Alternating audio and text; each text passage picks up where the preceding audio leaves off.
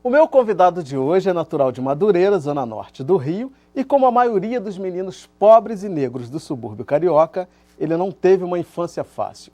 Foram dificuldades que na adolescência o levaram a se envolver com drogas, brigas em bailes funks, pequenos furtos e assaltos. Hoje, aos 45 anos, ele ostenta o título de campeão brasileiro de kickboxing e exibe o que para ele talvez seja o maior troféu, o projeto Lutando por Vidas. Eu vou conversar com o professor de artes marciais, Jorge Turco. Jorge, muito obrigado por ter vindo. Eu que agradeço, Ricardo. Prazer enorme te receber aqui. Vamos então começar assistindo um pouquinho aqui do teu trabalho.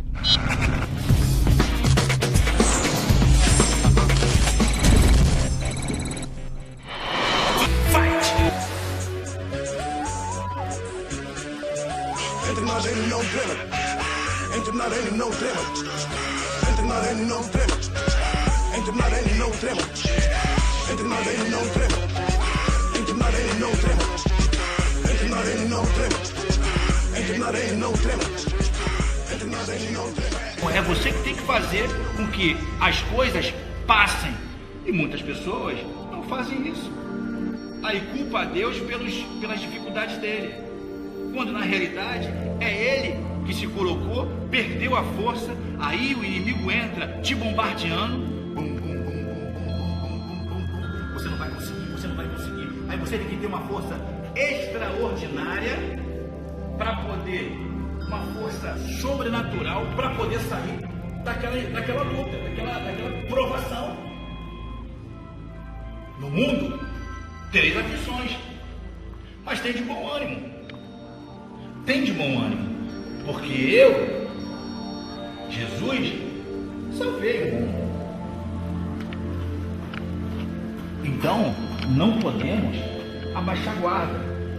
Nós, que somos líderes, temos que realmente nos fortalecer e entender que Deus é Deus. Deus é tudo.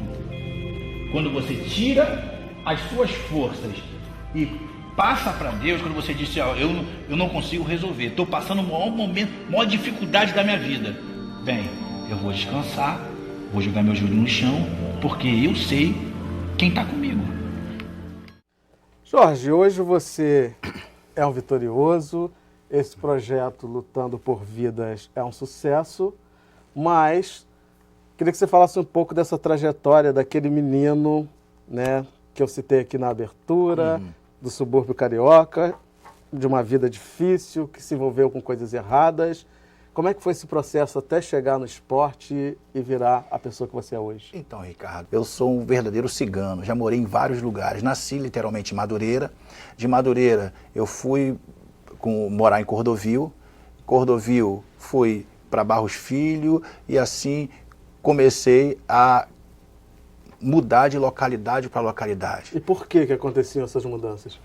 Por falta da dificuldade. A gente veio de uma situação muito pobre. Minha mãe, minha avó não tinha uma condição muito legal, entendeu? Não tinha uma estrutura financeira na época muito difícil. Então saía de um lugar, ia morar com outro, eu fui morar com meu pai, fui morar com a minha mãe, então meu pai separou e aí eu fiquei numa vida bastante desestruturada. E aí, colhendo informações aqui, informações ali, e aí aonde começa a nossa história. Como você chega no esporte? Eu comecei a participar de brigas de baile funk em 86, 87, eu comecei aí para o negócio de baile funk, Madureira, Pavunense, toda aquela coisa que a galera daquela época, a gente tinha 16, 17 anos, vivia, né? Barreira lado A com o lado B, corredor, né? Então a gente tinha todo esse procedimento. Eu era ali um cara que estava com o pessoal do Gouveia, aí já estava morando em Santa Cruz, né, que depois eu vou falar o porquê do nome Jorge Turco. Né? E aí já estava lá morando em Santa Cruz, já com 16, 17 anos, já estruturado, já sabia o que eu queria, entre aspas, né? Porque... E o que é que você queria nessa época? Nessa época ali, a gente era... Qual era a minha vontade? Brigador de baile funk. Então, eu já... É o que eu costumo dizer hoje para a juventude. Né? A nossa vida é feita de escolha. Então, eu fiz a minha escolha em querer caminhar para o baile funk e brigar, a escolha errada. Paguei preço por isso. Paguei um preço muito alto por isso e quase perdi a minha vida. E o que aconteceu? Num determinado dia, minha mãe disse para mim assim, não vai para o baile funk hoje não. E eu disse, não, eu vou. Eu vou, não vai, pelo amor de Deus, não vai. E esse eu fui para o Pavunense. Cheguei no Pavunense, aquela noite inteira de briga, de...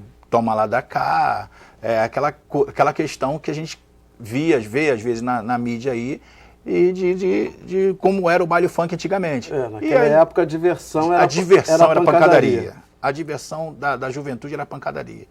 Então, quando nós saímos, quando a galera saiu do Pavunense, nós fomos andando até Madureira, praticamente. Até Irajá, pegamos 940 e fomos para Madureira. E aí encontraram a equipe adversária. Quando chegou em Madureira, 15 de novembro de 1989, 4h30 da manhã, mais ou menos, a gente estava indo para a estação de trem e um grupo adversário estavam vindo atrás de nós. Tinha eu mais ou menos mais 10 pessoas no máximo dentro do trem, né? E quando nós chegamos na estação, o outro grupo desceu dentro da estação já e começamos aquela guerra de pedrada para lá, pedrada para cá. Nisso o trem chegou. Quando o trem chegou, todos nós entramos. E quando entrou, estava lá uma porta lotada de gente, eu olhei para outra porta, falei, a outra porta está vazia. Eu falei, eu vou para outra porta. Nisso que eu fui para outra porta, eu senti um impacto na cabeça. E aí eu olhei, botei a mão, sangrando, botei a mão assim, aqui tinha um caroço, e eu quis acreditar que foi uma pedrada, mas na realidade, dias depois, eu descobri que não foi uma pedrada, foi um tiro na cabeça. Então, uma escolha... Sorte, hein, que você teve, hein? Uma escolha mal feita, num dia que não era para eu ter ido e acabei indo, é o que eu costumo dizer, a vida é feita de escolha. Eu tive uma oportunidade de hoje estar aqui falando, mas quantos não tiveram? Então, assim... E como que você canalizou essa violência, né, que você expressava nos bailes funks para o ringue? Como é que foi isso? Quando começou, depois que passou esse período todo, de eu ter tomado um tiro na cabeça, eu fiquei alguns meses com projétil na cabeça, né, eu parei para refletir. E depois daquilo tudo, eu comecei a treinar. Eu comecei a treinar com o meu mestre, Jeremias Karatê, na época. Mas como que você descobriu o esporte? Quem te chamou? Como é que foi? Então, foi o próprio Jeremias. Esse Jeremias, esse mestre, ele me conhecia, morava no mesmo bairro e tinha lá uma academia de Karatê. E ele, pô, Jorge, vem, a gente acompanha, você é um cara forte, é um cara assim, pô, acho que você pode se dar bem no Karatê. E aí eu fui até a faixa laranja de Karatê. E aí daí eu comecei a tomar gosto pelo esporte, comecei a tomar gosto pela luta. Aí eu fui para o taekwondo, eu saí do karatê e comecei a treinar taekwondo com o mestre Adelino, lá em Campo Grande. E aí as coisas começam a mudar, né? Porque a luta já exige disciplina. O esporte, exatamente. Você já começa a mudar a sua forma de pensar. Então eu já não tinha... Como eu era naquela época, como muitos jovens hoje, como não tinha nada para fazer. Então chegou lá na minha vida o esporte. Chegou a atividade física, chegou uma direção, chegou uma liderança. Eu não tinha um pai, chegou uma oportunidade, entendeu? E eu não tinha um pai, aquele presente que me dava conselho, não faz isso, segue esse caminho. Eu não tinha, era muito distante, meu pai e minha mãe eram separados. Então eu tinha que tomar as minhas decisões sozinhos praticamente. Então quando o Jeremias chegou e ele começou a investir na minha vida, investir tempo, investir ensinamento, investir conselhos, eu comecei a mudar de vida. Não foi uma coisa, como eu costumo dizer, não foi uma coisa imediata. Agora o Jorge Turco começou a treinar karatê e agora aí eu ainda comecei para os bailes. Só que com o tempo eu fui pegando responsabilidades. Eu comecei a participar de campeonatos de taekwondo. Eu já tinha um outro foco. Eu já escolhi para um outro caminho. Aí eu queria... Quais eram as minhas expectativas? Ser campeão carioca de taekwondo. E aí eu comecei a treinar. E aí eu comecei a estudar, comecei a me dedicar. E chegou a ser campeão de taekwondo? Lutei 11 vezes no campeonato de taekwondo. Eu não fui campeão carioca, fui só em interclubes. Não tive essa oportunidade. E porque logo em seguida, como que chegou? aí é onde eu vou começar. E quando esse mesmo meu mestre, que era de karatê, ele treinou com o mestre Betinho, aqui na Penha Circular, que é o Betinho Robocop, que é um cara que era profissional de kickboxing, lutou na Itália, lutou em vários lugares. O Jeremias aprendeu com ele.